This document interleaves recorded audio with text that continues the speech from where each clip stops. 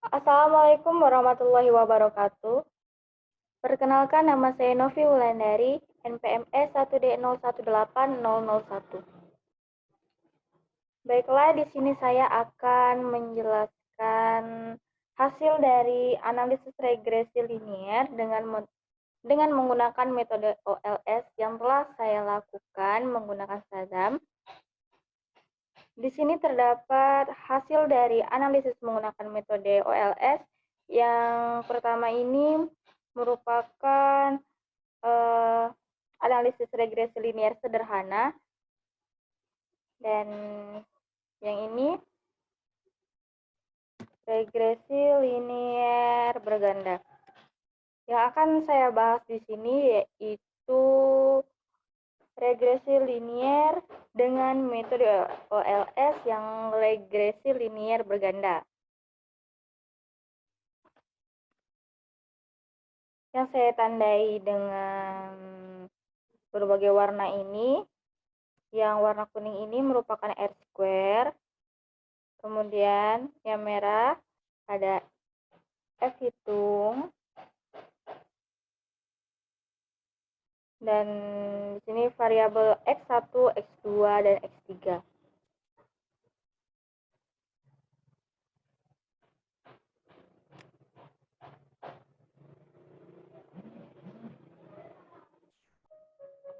Baiklah, di sini saya telah memindahkan hasil dari analisis regresi linear bergandanya dalam bentuk yang pertama ada dalam bentuk tabel, dan yang kedua ada dalam bentuk persamaan.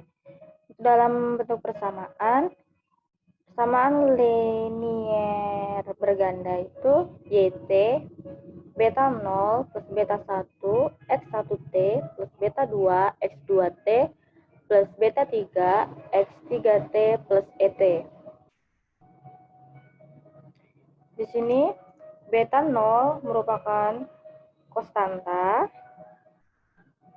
dan yang berwarna Tosca ini merupakan luas lahan, dan yang berwarna pink ini merupakan jumlah bibit, dan yang berwarna hijau merupakan tenaga kerja.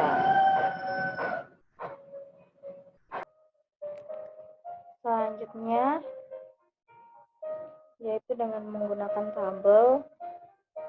Di sini tabelnya terdiri dari dua kolom, yaitu yang kolom pertama ada variabel name yang berisi konstanta, luas lahan, yaitu X1, jumlah bibit, X2, tenaga kerja, X3, R square, F hitung, F tabel, dan T tabel. Untuk kolom kedua yaitu ada koefisien yang berisi nilai-nilai hasil dari analisis yang telah dilakukan.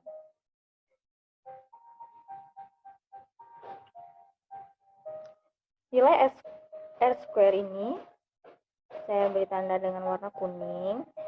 Nilai R square ini merupakan sebagai indikator ketepatan model untuk menjelaskan seberapa besar hubungan antara variabel independen dan variabel dependennya. Sebagai contoh, nilai X square, dari nilai X square ini dapat menjelaskan hubungan independen dan dependen sebesar 98,57%, sisanya di mana sisa model tersebut dipengaruhi oleh variabel lain yang tidak dimasukkan dalam model. Oleh karena itu, dalam model analisis selalu diakhiri oleh ET atau error term, di mana ET ini berguna sebagai simbol bahwa analisis yang dilakukan dapat dipengaruhi oleh variabel lain yang tidak dimasukkan dalam model. Sedangkan untuk variabel yang dimasukkan ke dalam model yaitu variabel X1-nya berupa luas lahan, X2 berupa jumlah bibit, dan X3 berupa tenaga kerja.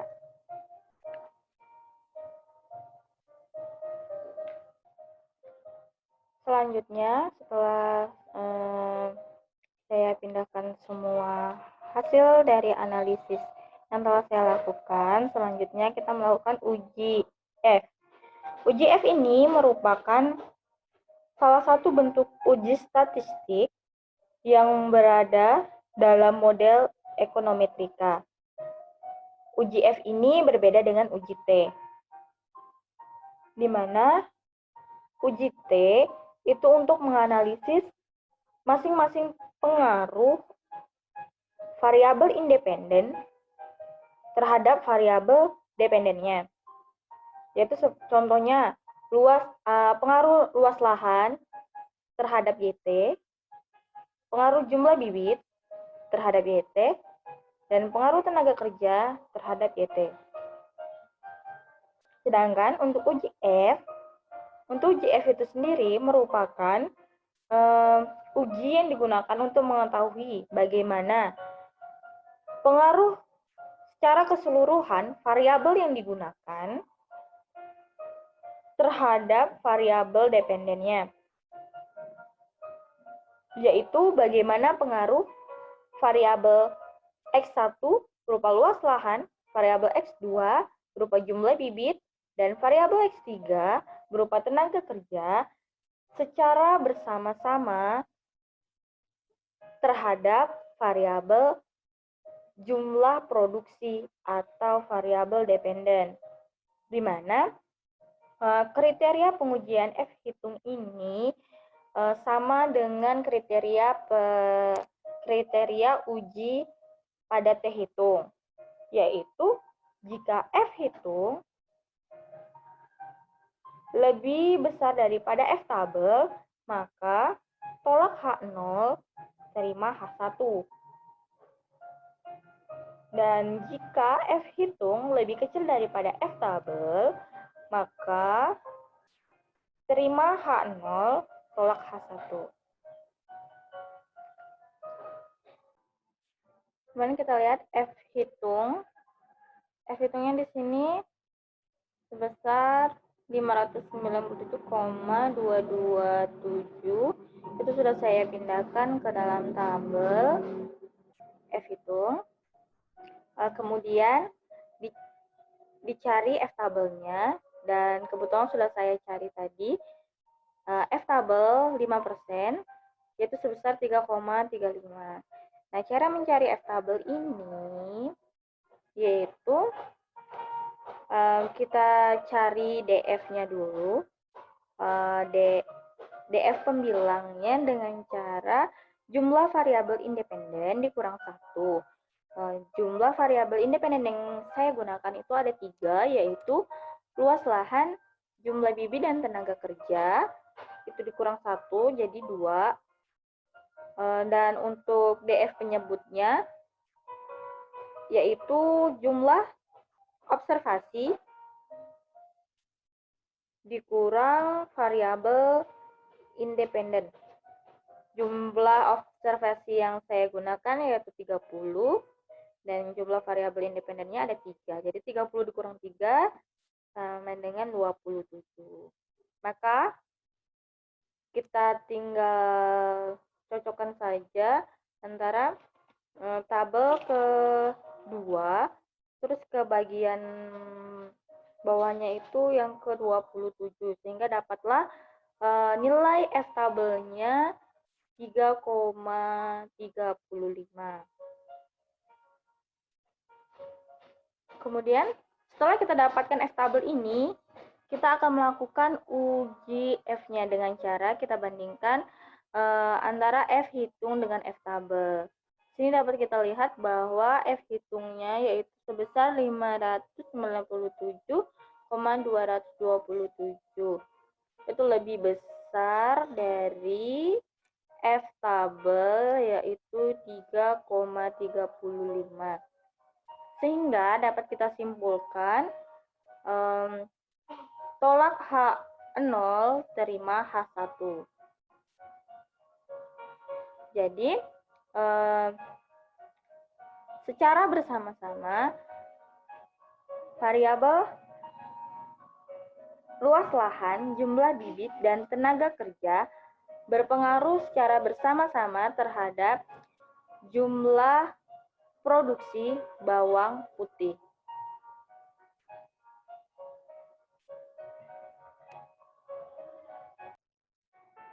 Setelah kita mengetahui pengaruh dari variabel independen secara bersama-sama terhadap variabel dependennya, selanjutnya kita akan melakukan uji statistik secara parsial untuk mengetahui pengaruh dari masing-masing variabel independen pada variabel dependen.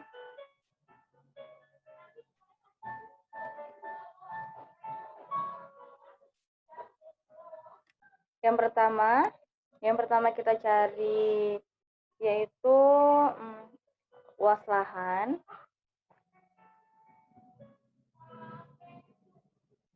Oke, di sini tabelnya itu sebesar 2,056. Itu cara menentukannya sama seperti cara menentukan F tabel. Untuk T hitungnya itu sudah ada di sini. Ini untuk T hitungnya, untuk luas lahan ini ada 11,31.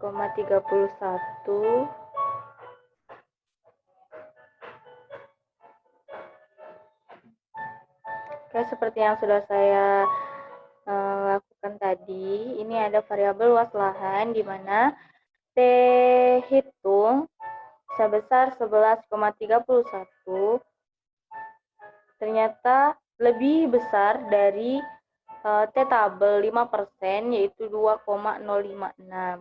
Sehingga dapat disimpulkan yaitu tolak H0, terima H1. Dari sini kita dapat menyimpulkan bahwa variabel luas lahan berpengaruh terhadap jumlah produksi bawang putih sebesar 4.318,8, sehingga jika petani menambah luas lahannya seluas 1 hektar, maka jumlah produksi bawang putih akan bertambah sebanyak 4.318,8 kg. Sini akan saya tulis, sini akan saya ketikkan.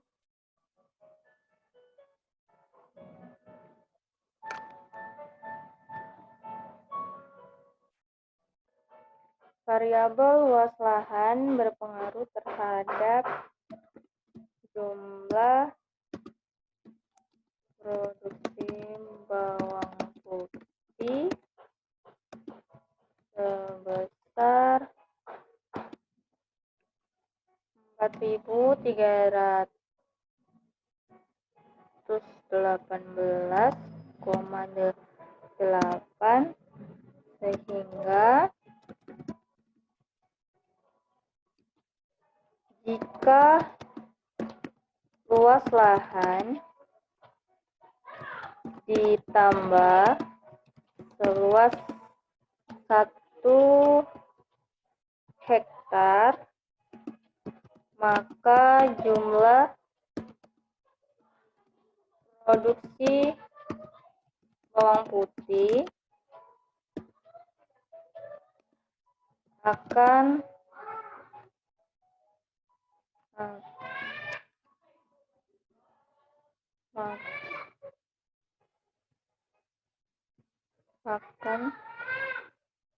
bertambah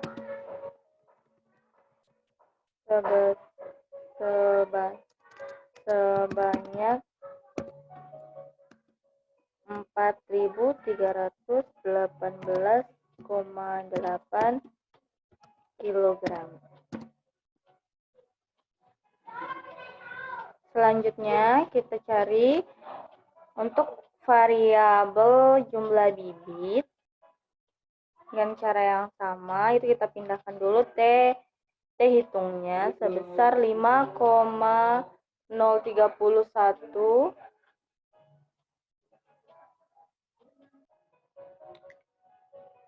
Kemudian kita pindahkan.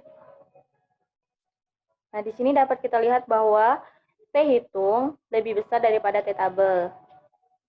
Sehingga dapat disimpulkan tolak H0 terima H1. Sehingga variabel jumlah bibit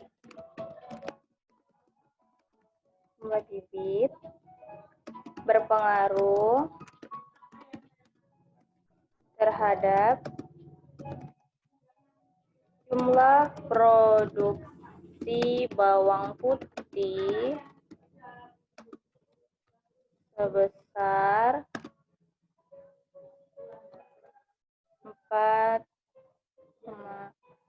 4,2409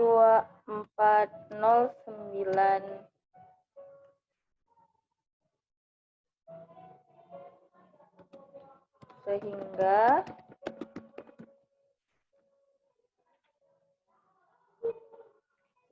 jika petani melakukan penambahan jumlah bibit sebanyak 1 kilogram, maka potensi penambahan jumlah produksi sebesar 0,2409 kilogram. Selanjutnya yaitu variabel tenaga kerja. Di sini variabel tenaga kerja untuk T hitungnya lebih kecil daripada T tabel, sehingga dapat disimpulkan terima H0 tolak H1. Jadi di sini dapat disimpulkan bahwa variabel tenaga kerja tidak berpengaruh terhadap jumlah produksi bawang putih.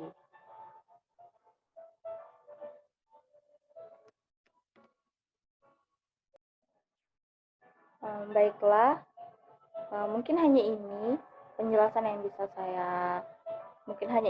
saya jelaskan dari hasil analisis regresi linear berganda dengan metode OLS.